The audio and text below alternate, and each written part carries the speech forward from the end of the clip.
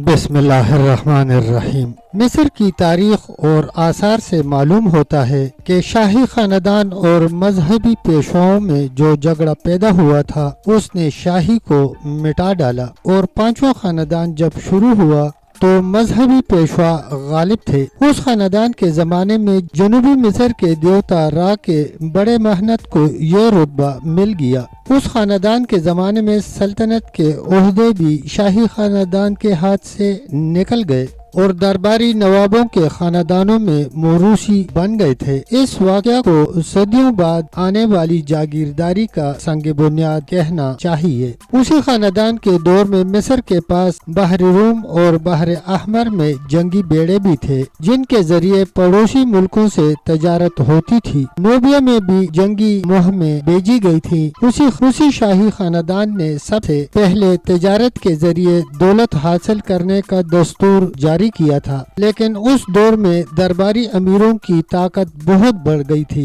جس نے آخر کار بادشاہی کو ہضم کر لیا۔ چھٹا خاندان سیتی اول سے شروع ہوتا ہے۔ یہ شاہی نسل سے نہ تھا بلکہ فرعونوں کے محلات کا شاید داروغہ تھا جو کسی نہ کسی طرح خود فرعون بن بیٹھا تھا۔ اس نے 53 برس حکومت کی۔ اس کے بیٹے سیتی دوم کے بارے میں خیال کیا جاتا ہے کہ 94 برس فرعون رہا، مگر اس کے مرتے ہی خانہ جنگی اور طوائف الملوکی شروع ہو گئی۔ بہت سے نواب خود مختار بن گئے اور اپنے علاقوں میں بادشاہی کرنے لگے۔ اس زمانے میں مصر کا پایہ تخت منفس نہیں بلکہ وسطی مصر کا ایک شہر ہرکلو پولس تھا۔ 7ویں، 8ویں، 9ویں اور 10ویں خاندانوں کے فرعون کوئی بڑا کام نہ کر سکے۔ ملک میں ابتری پھیل رہی، یہاں تک کہ تھمس کے ایک نوابی گھرانے نے کروٹ لی اور 11ویں خاندان کی حکومت قائم کر دی۔ تھمس ایک معمولی شہر تھا، ایک چھوٹے سے راجا کا پایہ تخت تھا، مگر اب اس کا ستارہ چمکا اور 1000 سال تک مصر پر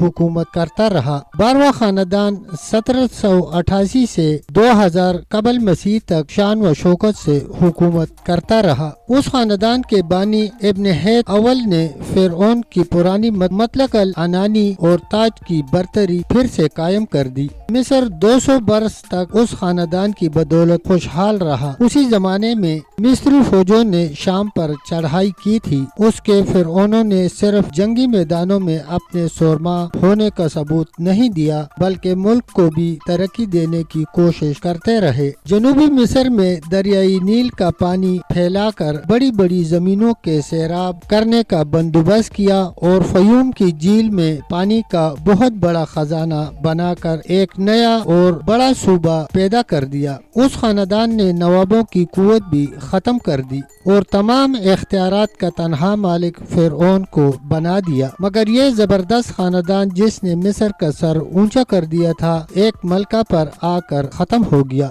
ساتھ ہی ملک میں خانہ جنگی پھیل گئی۔ اس تباہی کی تکمیل میکسوس قوم کے حملے نے کر دی۔ مصر پر پہلے 2 دفعہ باہر کے ملکوں سے وحشی لوگوں نے حملے کیے اور اپنی حکومتیں قائم کی، مگر مصر تمدن و تہذیب کا مالک تھا، اس لیے دونوں حملہ آور بادشاہ اور ان کے خاندان مصری رنگ میں رنگ گئے، بلکہ یہ کہنا چاہیے کہ مصری بن گئے۔ ان کے بعد مصر پھر آزاد ہو گیا اور مدتوں اس کے اپنے فرعون ہی بادشاہی کرتے رہے، لیکن حضرت عیسیٰ علیہ السلام کے پیدا ہونے سے 1800 برس پہلے مصر پر ایک وحشی قوم ٹوٹ پڑی۔ اس قوم کے سامنے مصری ٹھہر نہ سکے کیونکہ اول تو آپس میں پھوٹ پڑی ہوئی تھی۔ بہت سے نواب تھے اور ہر نواب اپنی بادشاہی جمانے کی فکر میں تھا۔ پھر حملہ آور قوم ایسے حربوں اور سامانوں سے لیس ہو کر آئی تھی کہ مصری مقابلہ نہیں کر سکتے تھے۔ حملہ کرنے والے اپنے ساتھ گھوڑے اور رتھ لائے تھے۔ مصر کے باشندوں کے لیے یہ دونوں چیزیں بالکل نئی تھی۔ مصری اب تک نہ گھوڑوں سے کام لینا جانتے تھے اور نہ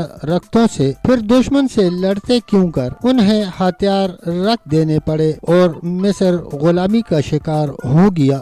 हेक्सोस फातेह कौम को मस्क्यूस कहा जाता है। ये शाही नस्ल से थी और अक्सर मुअर्रखों के बकौल ये लोग अरब के बुद्वी थे जो कहत साली की वजह से मिस्र के तरोताजा मुल्क में घुस आए थे। उनके सरदार का नाम सालितीस था। फतह के बाद यही शख्स मिस्र का फिरौन बना। हेक्सोस का हमला बेपनाह था। उन्होंने बड़े बड़े शहरों और इबादत खानों की ईंट से ईंट बजा दी, कत्ल आम किया और मफ्तूहा औरतों और बच्चों को गुलाम बना डाला। लेकिन जल्द ही फातिहों का गुस्सा ठंडा पड़ गया। जंगलीपन से भी उन्हें शर्म आने लगी। मिस्री तहजीब उन्होंने इख्तियार कर ली। मिस्रियों के लिए मंदिर भी बनाए और मुल्की आदमियों की तरह हुकूमत करने लगे। मालूम होता है हेक्सोस मिस्रियों को हर तरह खुश करना और अपने पहले जुल्मों की याद उनके दिलों से मिटा देना चाहता था। यही वजह है कि फातेह होने पर भी हेक्सोस अपने रहन सहन और शायद दीन व मजहब में भी मिस्री बन गए।